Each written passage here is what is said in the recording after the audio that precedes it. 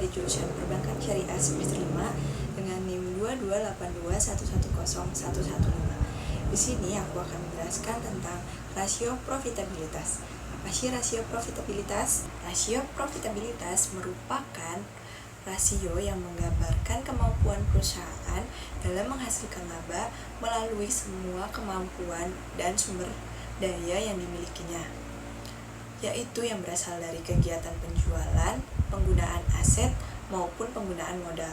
Rasio profitabilitas atau rasio rentabilitas dapat digunakan untuk sebagai alat mengukur tingkat efektivitas kinerja manajemen. Kinerja yang baik yang akan ditunjukkan lewat keberhasilan manajemen dalam menghasilkan laba yang dimaksimalkan bagi perusahaan.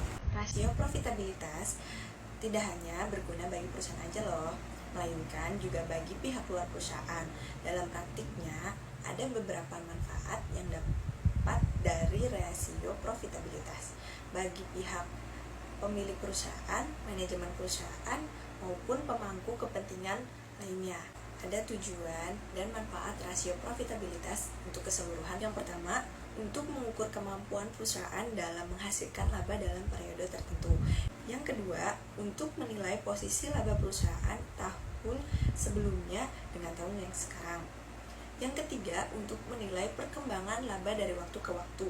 Yang keempat, untuk mengukur seberapa jumlah laba bersih yang akan dihasilkan dari setiap rupiah dana yang tertanam dalam total aset. Yang kelima, untuk mengukur seberapa besar jumlah laba bersih yang akan dihasilkan dari setiap rupiah dana yang tertanam dalam total ekuitas. Yang keenam, untuk mengukur margin laba kotor atas penjualan bersih. Yang ketujuh, ada mengukur margin laba operasional atas penjualan laba bersih. Kedelapan, ada untuk mengukur margin laba bersih atas penjualan bersih. Ada 5 jenis rasio profitabilitas yang akan saya jelaskan. Yang pertama, ada hasil pembagian atas aset. Hasil pembagian atas aset merupakan rasio yang menunjukkan kontribusi aset dalam menciptakan laba bersih. Dengan kata lain, rasio ini digunakan untuk mengukur seberapa besar jumlah laba bersih yang akan dihasilkan dari setiap rupiah dana yang tertanam dalam total aset. Rasio dihitung dengan membagi laba bersih terhadap total aset. Ini rumusnya. Yang kedua, ada hasil pengembalian atas ekuitas. Hasil pengembalian atas ekuitas adalah rasio yang menunjukkan kontribusi ekuitas dalam menghasilkan laba bersih.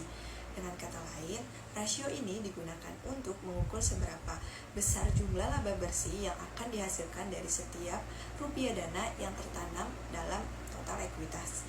Rasio ini dihitung dengan membagi laba bersih dengan total ekuitas. Di sini rumusnya.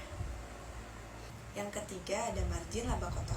Margin laba kotor merupakan rasio yang digunakan untuk mengukur besarnya persentase laba bersih terhadap penjualan bersih. Rasio ini dihitung dengan membagi laba kotor terhadap penjualan bersih. Laba kotor sendiri dihitung sebagai hasil dari pengurangan penjualan bersih dengan harga pokok penjualan. Yang dimaksud dengan penjualan bersih ini adalah penjualan tunai maupun kredit, dikurangi retur dan penyesuaian harga serta potongan penjualan. Ini rumusnya. Yang keempat, ada margin laba operasional. Margin laba operasional merupakan rasio yang digunakan untuk mengukur besarnya persentase laba operasional atas penjualan laba bersih. Rasio ini dihitung dengan membagi laba operasional dengan penjualan laba bersih. Ini rumusnya. Terakhir, ada margin laba bersih. Margin laba bersih merupakan rasio yang digunakan untuk mengukur besarnya persentase laba bersih terhadap penjualan bersih. Rasio ini dihitung dengan membagi laba bersih terhadap penjualan bersih. Ini rumusnya. Laba bersih sendiri dihitung sebagai hasil pengurangan antara laba sebelum pajak dengan pajak penghasilan.